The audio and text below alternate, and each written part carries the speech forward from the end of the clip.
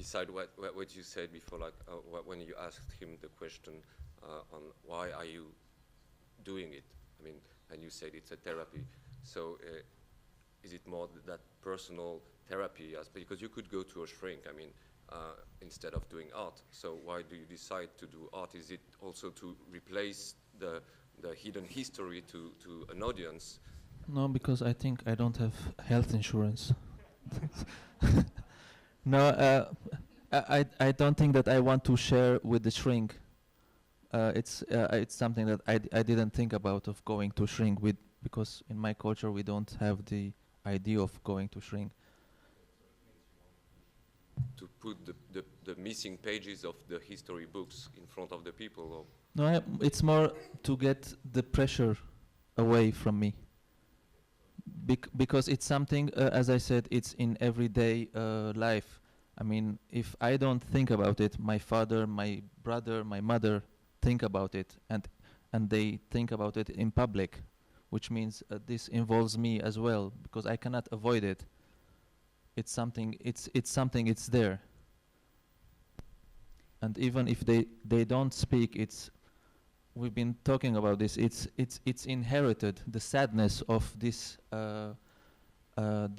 trauma. It's just passes from one generation into another. Even I didn't. I was not in this genocide, but it's just I am the third generation now. But it just goes on from one generation to another. So I'm trying to avoid this, and because I don't want my children to just to grow up and become sad. Thank you. Thank you. I think this is interesting. This is something I imagine that we'll return to later on this afternoon when we have the roundtable. This idea of what the relationship between the individual artist and the society, the collective that we live in, because I think that this is something that has come up. It came up last night. I think it will continue to. So I look forward to having more of a conversation about that later on.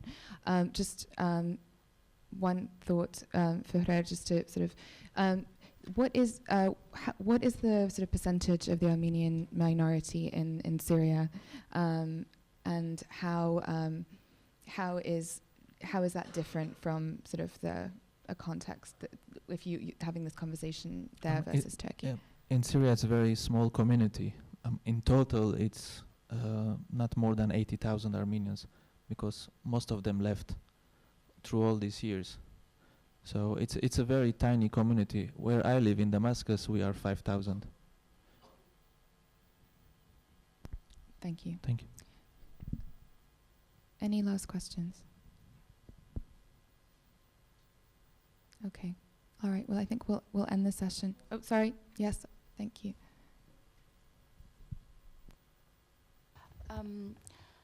As an artist, like a lot of your personal experience gets expressed in the work and the projects, but while you are also tracing history, I wonder if you try also to be impartial, like the history of a person that stays in the country or a person that starts living abroad in a country, the points of view or the family discussion gets different.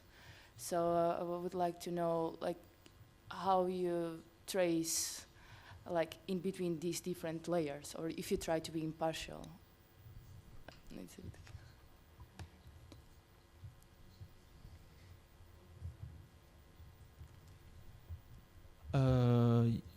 Yes. Well, just the fact of being abroad, it just made me think more openly and look at things differently. Because, for instance, when I was living with my family in Syria, the idea of buying something Turkish, a Turkish product, or listen to Turkish music, that was not allowed in our family. And it's out of question. For example, my father goes to Turkey just for touristic visit, and this is impossible. But when I started to travel and meet people from abroad, you know, just mingling with them and just having these different thoughts, it also changed a lot of things in me, and I started to look at things differently. So it's the same thing when it comes, for example, yeah. Yeah, sorry.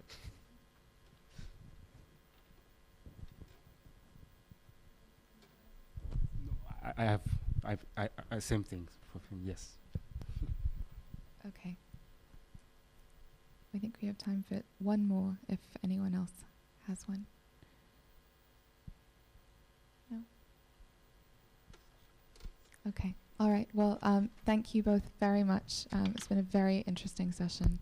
Thank you. Thank you very much. Thank you very much.